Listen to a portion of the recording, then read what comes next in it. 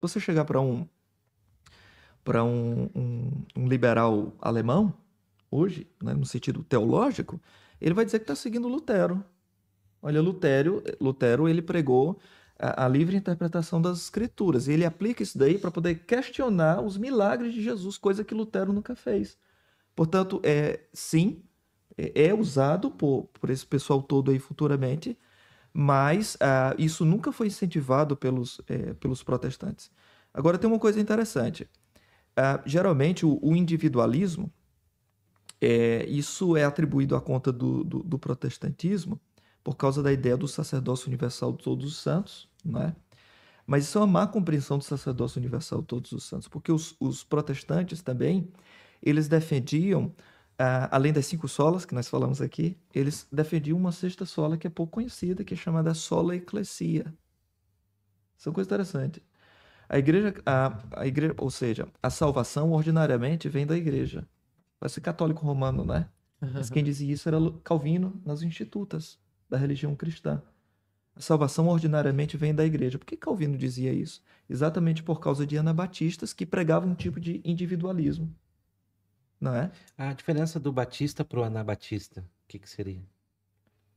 Do batista para o anabatista são muitas. Há semelhanças, mas há semelhanças importantes Tem só a também. questão do nome, que é parecido, mas tem algumas outras questões teológicas, assim? Tem. Ou, digamos assim, dos anabatistas para os reformados? Tem muitos, tem Tem, mas muitos. peraí, vamos voltar nesse ponto do Márcio aí, calma aí, só pra gente não perder isso aí, isso é importante. Mas só vamos pegar, primeiro, terminar a questão do individualismo. Tem um outro ponto aqui, Fernando, que eu acho que também veio junto, veio a reboque na reforma, que foi o resgate dos textos gregos, aristotélicos principalmente, mas não só, também socráticos. Isso por quê? Porque tinha uma forte ênfase no pensamento grego em relação ao hedonismo, que era a busca pelo prazer. E o prazer, ele é individualista. É o meu prazer. Então, eu busco a satisfação do meu prazer, daquilo que me dá prazer.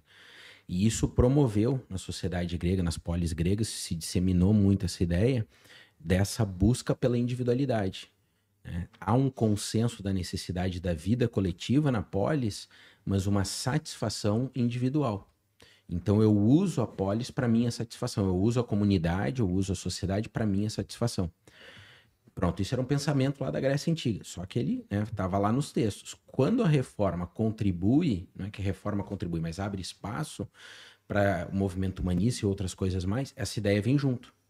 E aí os camaradas estão lendo ali no século XVI e XVII e diz, opa, só um pouquinho, eu também posso buscar então o meu prazer, a minha satisfação. E a sociedade está a meu serviço.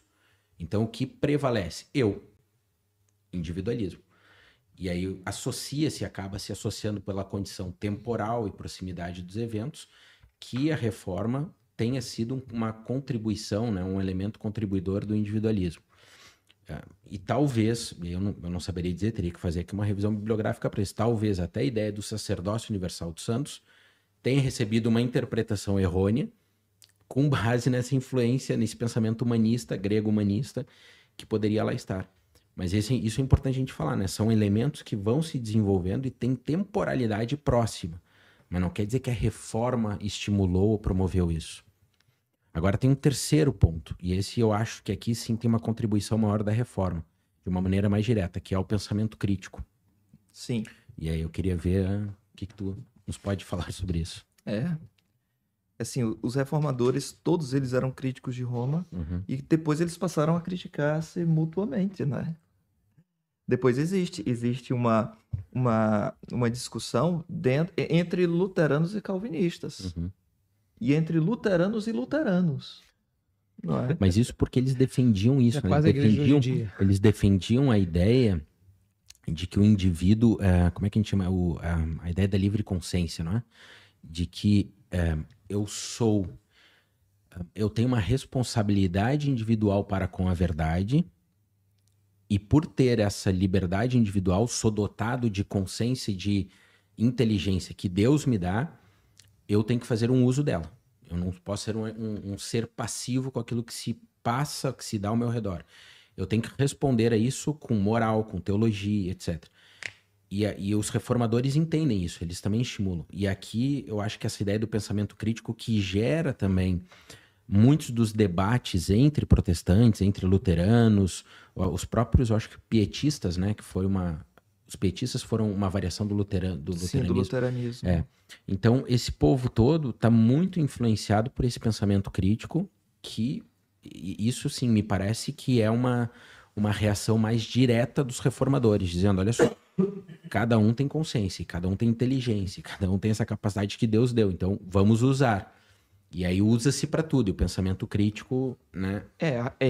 Isso nós podemos colocar na nossa conta. Os Uhum. reformadores, eles deram um grande pontapé para o pensamento crítico, e aí se espalha para tudo, né? Uhum. Se espalha para tudo, porque agora você já não tem uma igreja hegemônica colocando limites de inquisição, né? Porque agora você tem um próprio país que nega aquilo dali e que permite, no caso a Alemanha, permite a liberdade de consciência, liberdade religiosa, inclusive.